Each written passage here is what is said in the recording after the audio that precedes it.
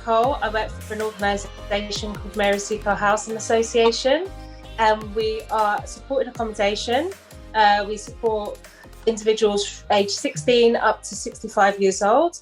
But on the other side, we also do a number of different projects, community-based projects across Bedfordshire. We're currently working in partnership with VERU Village, and we've designed this project to give young people who face multiple disadvantage a platform to share their thoughts and the narrative on local topics. I'm just going to hand you over to my colleague Tash, who works for VERU Village, and she's just going to give you a brief overview about what VERU Village do. Hi guys, my name is Tasha. I'm the Youth Intervention Specialist for the VERU, which is the Violent and Exploitation Reduction Unit. And I am the team coordinator for the Youth Intervention Specialist team and the lead for the VERU Village. The VERU Village is essentially a community hub, which is community and young people led, giving platforms to young people in the community to voice their opinion, to be heard about issues that are affecting them or like concern them within the Bedfordshire County. The VERU Village just launched this year, and we're excited to be part of this podcast and providing that platform for young people. We're going to watch a short video about protesting, and then we're going to go straight into discussion with the young people on the podcast about their thoughts and feelings, whether they feel protesting is good or bad. Holding on, trying to be somebody, but it won't be long. It was on Monday the 8th of August 2011 that Britain's superstructure collapsed. By midnight, it was clear that the police and the government had lost control. For one night at least, delinquent anarchy had proved more powerful than fellowship and bureaucracy. Reaching for the stars, let go everyone, I had it from the start. Whoa, forgiveness, asking for forgiveness. Hey, forgiveness, asking for forgiveness. Hey.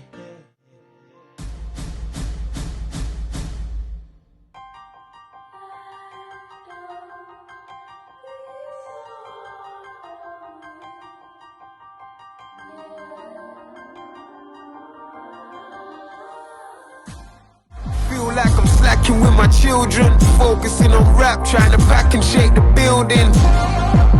In a race with my own race, just to raise the roof. Lean on me when you're not strong.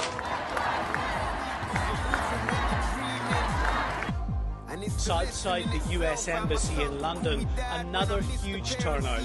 For the second day, thousands of protesters out. Okay, so now I'd like to introduce you to our young people that will be joining us for the podcast and joining us for the discussion. So I want to introduce you to Jade and Maya and Sarita. What do you feel? What are your feelings and thoughts about protesting? Obviously, protesting, there's been many protesters across the world, not only just here in the UK, but I guess since 2011, as the video showed, there's been an increase of young people protesting. Do you feel that they serve a purpose? And do you feel that the outcomes from protesting is actually beneficial to young people? I personally think that protest, if it's something organised and you've actually planned around it and it actually has an outcome, then yes, by all means, very important to protest. A protest is a statement as well, so it's not just march in industry. It can be how you carry yourself and certain things that you stand up for and things that you do. But I think that protesting is important, and I think it's really dope to see young people be involved in organised and peaceful protests, because it shows that they care about what's going on in the world or what's going on in their community, and it's never for no reason. I know that there were some things that were claimed as protest from around 2011. Not sure, is that the same year when they had like the riots and stuff? Yeah, so like maybe not rioting and looting. I don't condone that at all. But when it comes to actually protesting about something that's important that's happened in your community, where something is not right, especially when it's come from places of authorities or places where they're supposed to protect us and they're not, then yes, protest, like, because it shows that you care about what's going on. There are other things that you can do as well, but protesting is, like I said, it's a statement. You're making a statement. So I think that it's important to make your statement in any way that you know how, as long as it's dignified and you practice integrity, and then yes, protest. Yeah, 100%. Protesting is very important. But that only really highlights like one type of protest. You know, like there's forms of protest that can be done that's like even like smaller, because not everyone wants to like go to like a march or something, like, because that's like a lot of pressure. But there was a thing where for Black Lives Matter they did with the black squares on the DP pictures or whatever. Okay. Yeah. That was good because it got everyone like talking. It brought up a conversation, so it's not something. So it's like you can't ignore the conversation now. It's in everyone's face and everyone can talk about it. I know some people were like, "Oh, that's not protesting. People are doing it just for clout or whatever." But at the end of the day, it got people talking and it got people's attention. So it did what it was supposed to do.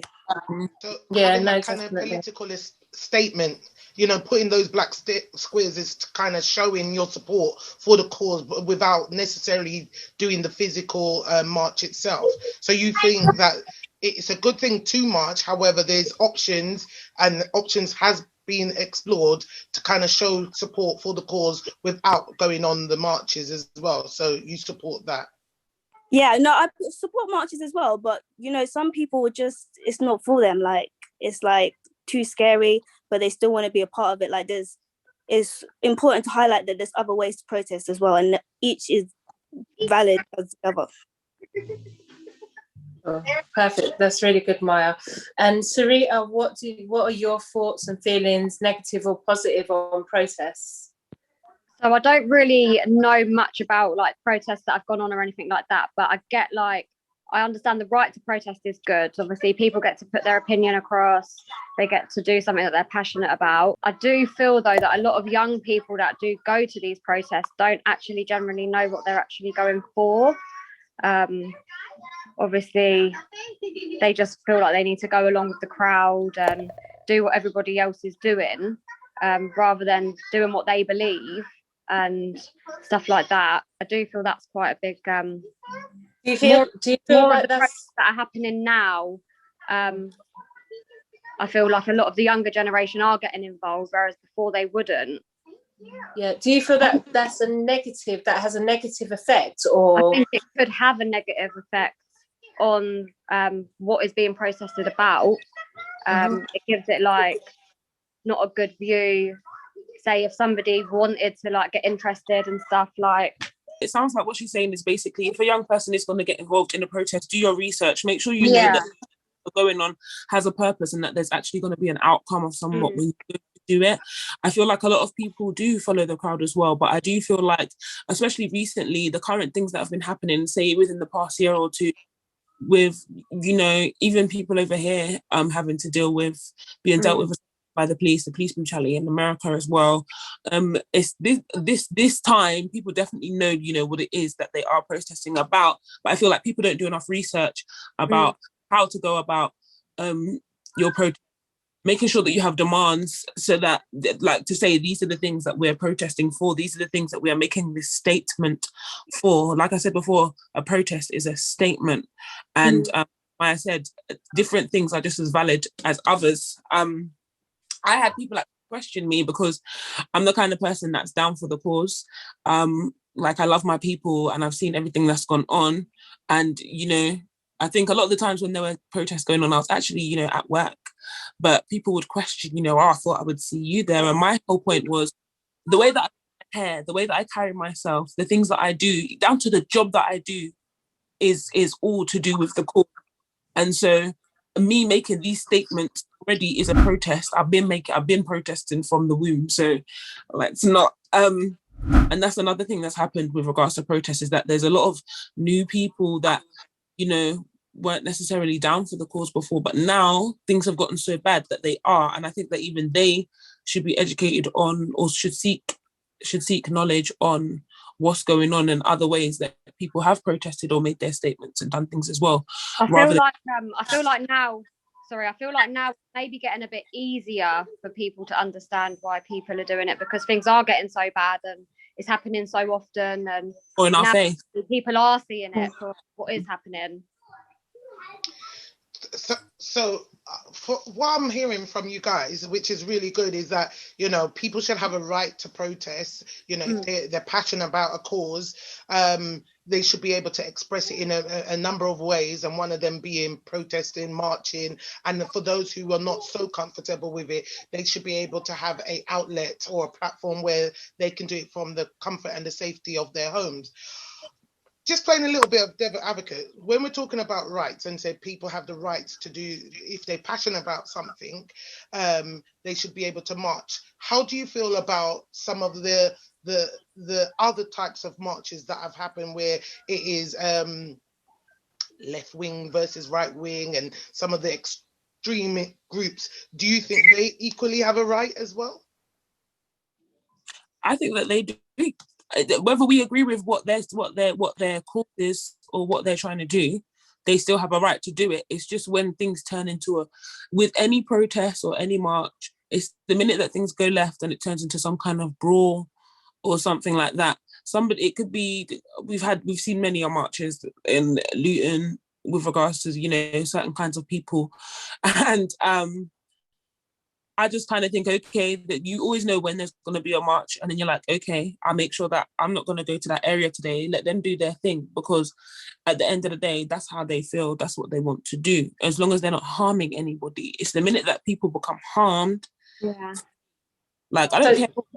Like, yeah, not everyone agrees with everyone's views. Yeah. Like, that's always going to happen. There's always going to be people that like, I don't agree with your views. Your views are stupid.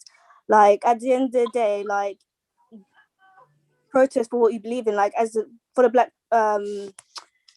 Lives Matter movement, like, people are like protesting that because we believe in it. But there's some people that probably thinking, well, why are they protesting for this? We don't want to see that. Do you know what I mean? So it goes both ways, sort of. Guys, do you think that it was irresponsible for protests to happen during the COVID-19 lockdown? I don't think it was necessarily responsible, but I do think that it was necessary. And I feel like sometimes people will bypass these things because it's something that's necessary. As a person of colour, to day in and day out, look on your phone and just to go on your social media or whatever it might be, or to see on the news that somebody that looks like you is being killed in the street is not nice. We probably have a whole generation with PTSD just from seeing what is on the news and on their computer and on their phone. And so I feel like, yes, it might not have been responsible because there is a whole like illness out there and it's real. But at the same time, I feel like it's something that was necessary, because what we were going to do, let's just sit down and wait till COVID's finished and just let them keep doing what they're doing anyway and not do anything because, you know, COVID. Like, I think it was probably one of those things that couldn't wait. It just had to happen there and then. Okay. You mentioned as a person of colour, you felt it was right and it was appropriate to do it at that time because it had to be done. How did you feel, or how do you feel about the amount of support that the Black Lives Matter campaign and marches got from white people? For me, first of all, I just want to say one thing. For me, it's bigger than just Black Lives Matter. I think that the statement itself, I definitely stick by. But in terms of organisation-wise, like, it's bigger than that. This is something that is lifelong. I definitely feel like it's important to have all kinds of people. If you feel like something is wrong and you want to stand up for the cause, then stand up for the cause. We need people from all colours and creeds that are about the cause, so that people can see we're not crazy. These things are happening. It's real life. I feel like if there wasn't other people doing it with them, then it wouldn't really have been making a stand, because like really you need everybody involved with it for it to like be powerful.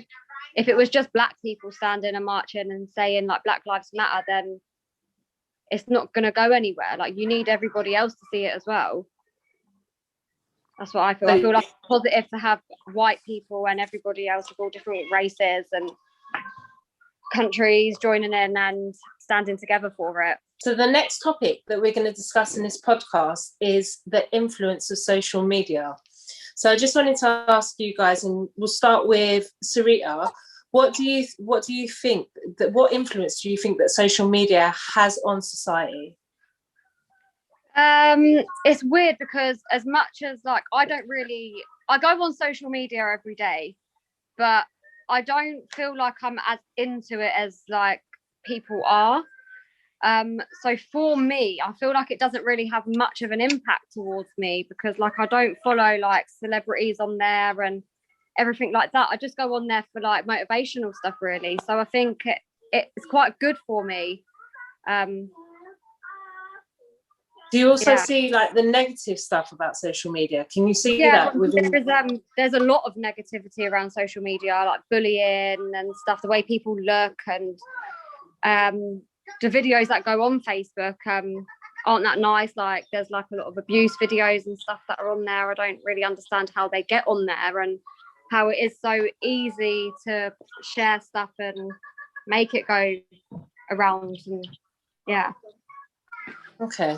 So Jade, what's your opinion on social media, good or bad? And on the positive side, I think it's really great. Like for those that know me, I'm a developing artist. So for me, it's really great for putting up whatever your art or your craft is, whether you dance, you sing, you do graphics, whatever it is that you do.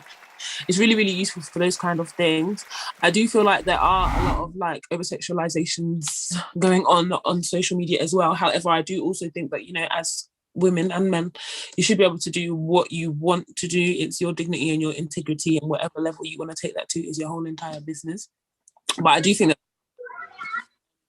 I do think that a lot of people are heavily influenced by social media with that regards, where they feel like they don't look like this way or that way, and they have to do things to change themselves to look a certain way because of what's being kind of praised now on social media. But yeah, like it's about how you utilize it, as Sarita said. Basically, it's about how you use it. I do feel like with social media, it's also because we see a lot of things on social media as well. Like even based on the last topic that we spoke about, you see a lot of these things on your social media, which kind of is a good thing, because although it's not great in terms of seeing something traumatic happen, there's a lot of conversation starters on social media, and it's great for things like podcasts to be promoted. It's great for creating your own narrative, and it's great for opening up the floor to speak about important things that are happening in the world as well.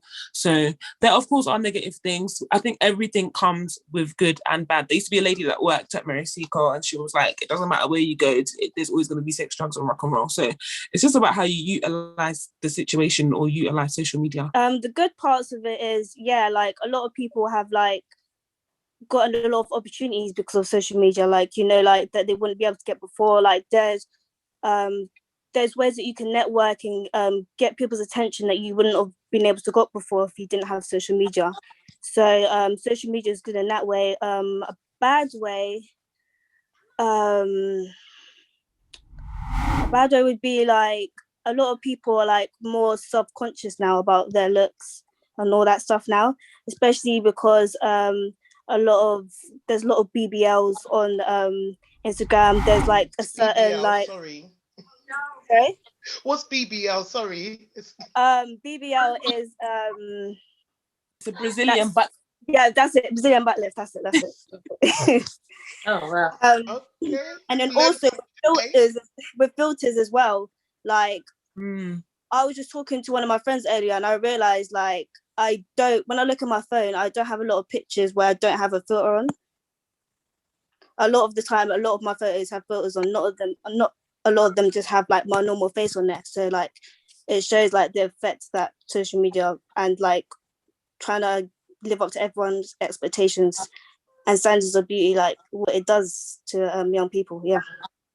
Yeah, man. I think that's cool that you actually even yourself like, wow, kind of use a bit too much, like I have that bit about a year or two ago that like I'm gonna try not to use so much filters and stuff like that on my like social media and like on profiles and pictures and these kind of things because of that said reason. Like I had to check myself.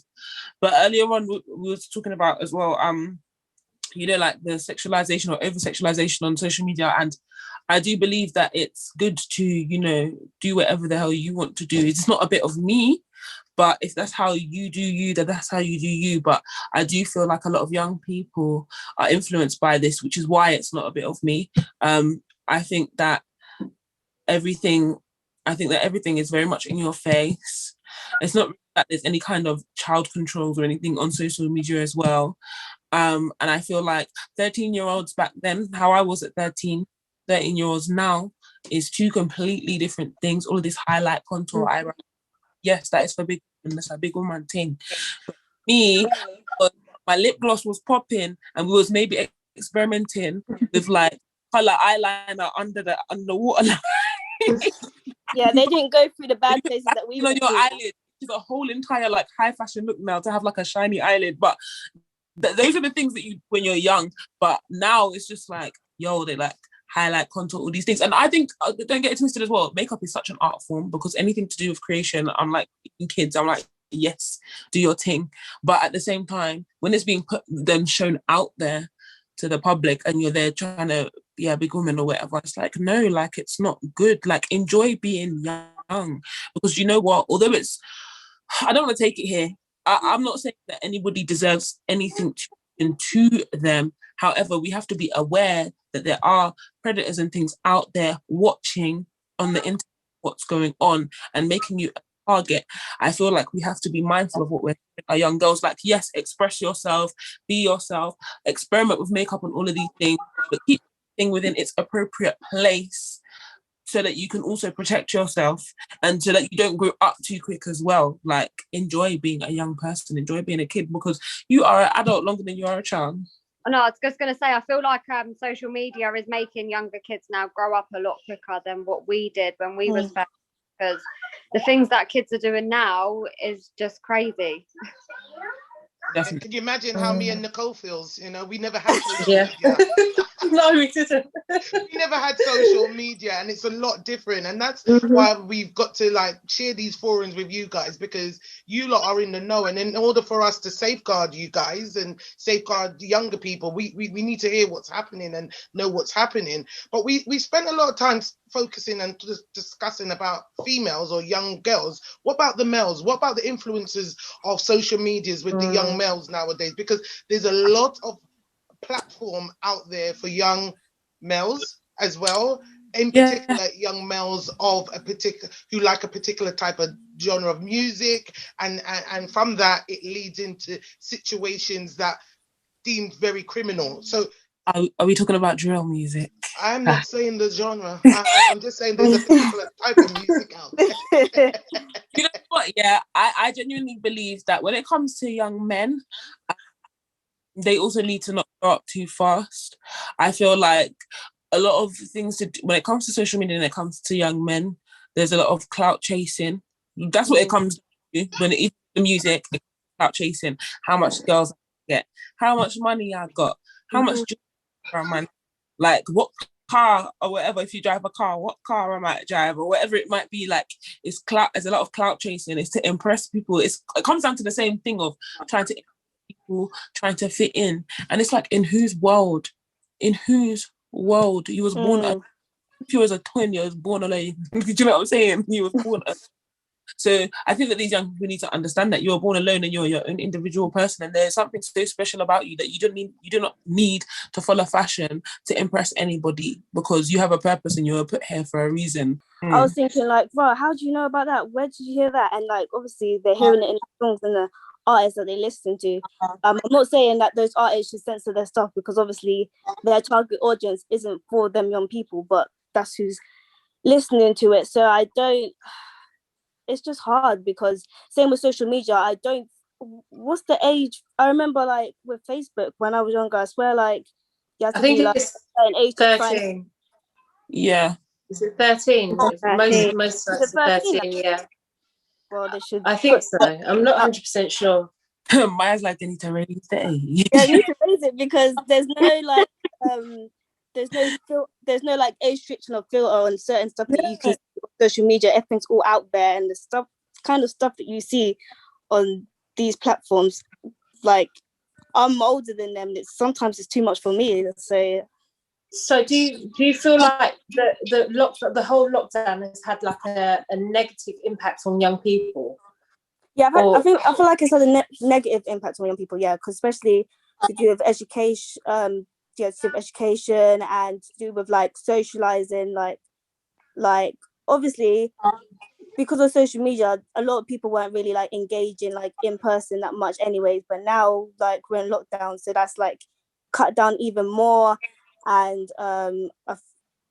with the social aspect of development, I feel like lockdown has a really bad impact on that.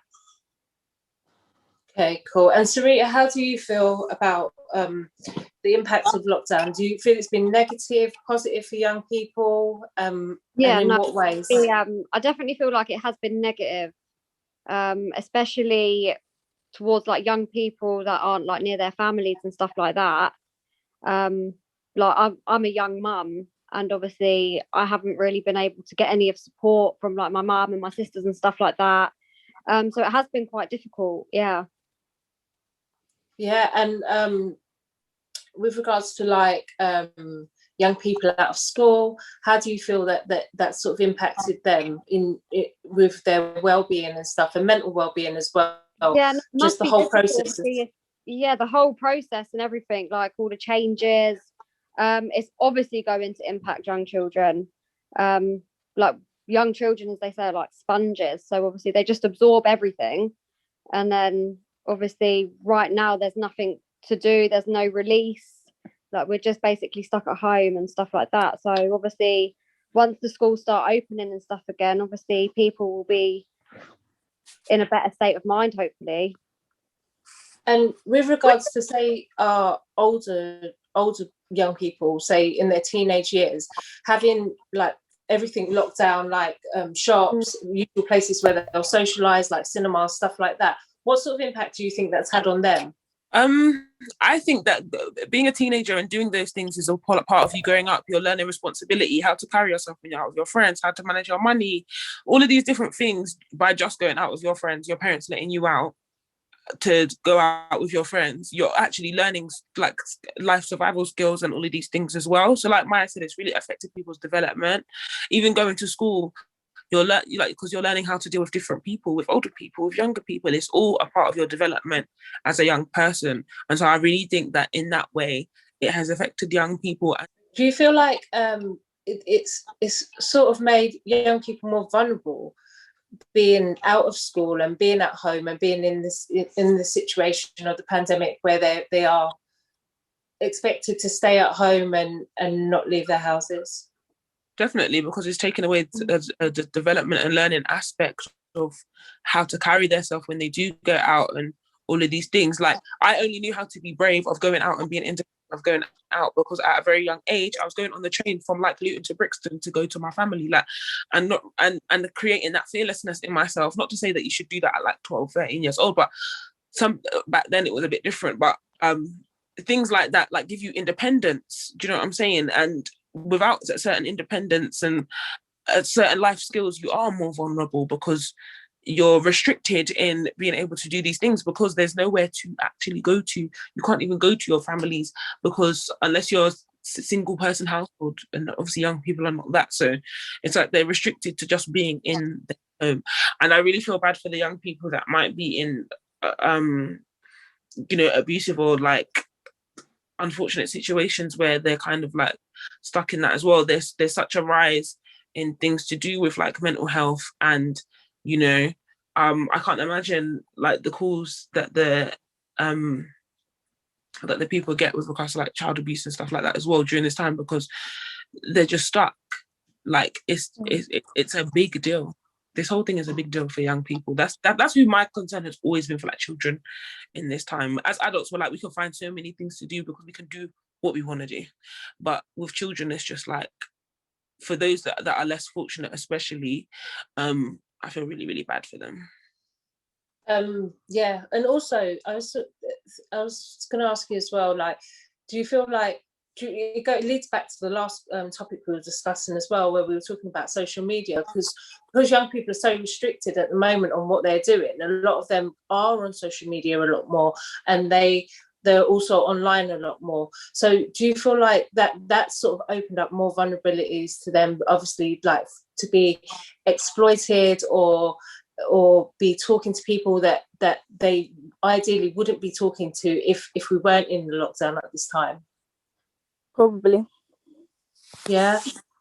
Yeah, And probably. Sarita, how do you feel? Yeah, I think obviously there's a lot around like young people and like young people speaking from people on social media. So I feel like the lockdown could have definitely made people do that. Yeah. Do you think that there's been much, because obviously online is the way forward now, it's the new norm, you know, me and Nicole, we work online, meetings galore, they're cramming it in and everything like that. Do you think there's enough out there online, positive things online for young people to engage in during the lockdown? Or do you think, you know, we could be doing a bit more? Yes, there is, but you just have to look for it. And I feel like parents need to look for it. There are things, there are activities, there are things out there. There are actually things out there. I've seen it for myself. I have godchildren. Their parents don't play. They have things to do. Like there are things, there are classes, workshops that are out there. You have to just look in the right places and actually seek these things for your children to do. Like, and a lot of things people are doing for free. A lot of things people are, even for older people or people like to do, like me, I sing. So like some people, they might be doing workshops where it's usually cost this much, but because of lockdown and they know that people need this so that they're prepped when it finishes, they're like, yo, it's only £5 or it's free or whatever it might be. Like there are things out there that you can do, classes, workshops. There's loads of things out there that young people can do. That you have to look for it. Do you know what I'm saying?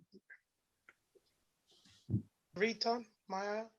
Yeah, you have to just be like actively looking for it. Like as Jade said, yeah, there's lots of workshops. I did like a business Zoom kind of workshop during lockdown. So, and I learned new skills when I was in lockdown. So you gotta just try and like find things to do and to help you develop in this time. Like if you put yourself in a rut, then you're just gonna dig yourself in a hole.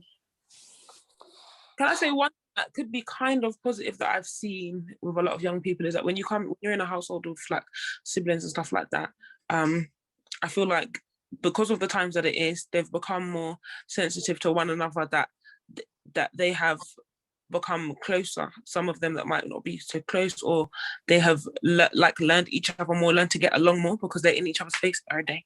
So I think those kind of things I commend them for. So I feel like for the people that have got access to social media and stuff like that, there's a lot to do.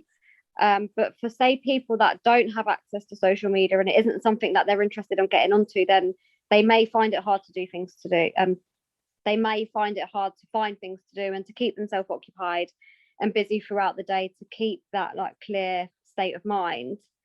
So obviously I feel like the people that don't have social media or access to internet and stuff like that are probably finding it more difficult than the ones that have got access. Yeah. So like my mum, for example, she would never have had the internet before, but now she has got the internet and stuff like that. So it's a big change, yeah. That's So cool. if there's one message that you could say, each of you, if there's one message from all the topics that we spoke about today, if there's one thing, or it doesn't have to be just one, limited to one thing, what would be your message to other young people in general about the three topics that we've discussed today? We could just round that up. I'll probably say like not to follow the crowd and to be independent. And then like it could be in anything that you choose to do or think or anything. We'll go with Jade. I would say that you live the life you love and you love the life you live. Do what makes you happy and you know, follow your dreams and your heart. I would say that if you're passionate about something or a cause, always make sure that you do your research, and by all means fight for your cause, because if you don't stand for something, you'll fall for everything. And I will say, do not be influenced by the outside people. You were born alone, and you are your own individual person, and you are so unique and special that God made you and put you on the earth with a purpose. Fulfill that purpose and don't be full of fashion. I like it. Maya? I'll say stay true to yourself and the stuff that you believe in.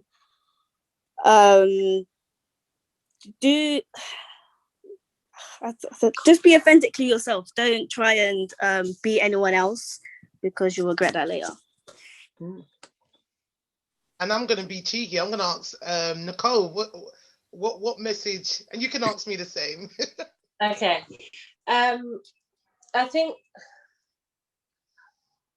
I would probably say pretty much same as what these guys have said. Just to try and stay positive, and try and keep your spirits up, and try and stay active through the lockdown period, but also in general. And I think the message that I'd probably have with regards to the protesting is to just do your research before you join any sort of protest. Know what you're standing for. Stay safe, look after yourself, because sometimes you get young people will get themselves into situations that they don't actually want to be in, or they don't think they'd end up in at the start. So yeah, just to stay safe when doing stuff, and always know where you can contact for help if you do need help or support. And Tash, so if I ask you, what would be your message from the 3 topics that we discussed, if you've got any messages? Yeah, like everyone said, I think I agree. If you're going to go on any protest, I believe young people and people in general should be able to, you know, speak about and demonstrate a passion for what they believe in.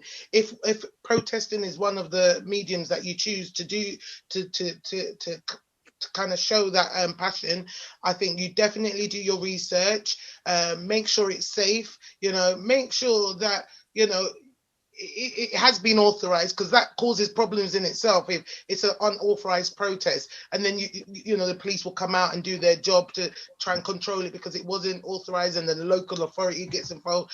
I think definitely do your research, keep safe, and just be true to yourself with researching the knowledge about the cause. Just know the cause. Don't be marching down the street for something that you don't even have an idea about. In terms of the second discussion topic, which was social media, I think social media is an amazing tool. You know, look at us doing this podcast. You know, if social media wasn't out there, we wouldn't even be here being able to do this. However, it does come with its challenges, and it comes with some things that are perhaps unsafe for some young people or people in general. So just make sure that you're safe again there, knowing about your privacy settings, knowing what you put out into the social media. It's going to be there forever. You know, if there's any concerns online, you know, there are platforms and support platforms online. You know, there's CEOP, there's loads of reporting mechanisms and support out there for young people who may fall into difficulties whilst online. And, you know, just don't share any of those kind of negative images about young people and just general abuse and, you know, bad things. Don't share them. Don't be part of that problem, but share good news, share the awareness of certain things, positive things, be part of the positive messages that are out there, and use social media for the good that it can be used for. And then finally, the final question. Why have I forgotten the final question? The impact of lockdown. The impact of lockdown. So, as someone who's been working from home and family being in London, I'm up here. You know, it can be very difficult, but keep the dialogue, keep the communication as open with your friends and family as much as possible. Get onto that social media, you know, do the video calls, you know, go on Facebook, Instagram, you know, engage in some of these activities. And if you're not a social media person, do get out and do those walks, try doing cooking, take up a hobby at home, be nice to your brothers and sisters, be nice to your mum and dad, whoever you're at home with, just be a bit more patient, if you're not, just have a little bit more understanding, because it's difficult for everybody, but in different ways. So just try and be kind, and then have a random act of kindness once a month, when you do something special for someone. Okay, guys. So yeah, I think that's it. So thank you guys for watching our podcast. And I want to thank everyone for joining us. Thank you, Maya. Thank you, Sarita. Thank you, Jade. Thank you, Tash. Thank you, Nicole. And bye from all of us. Like, share, and subscribe. Mary Seacole. You're right. You first. Thank you. Bye, guys.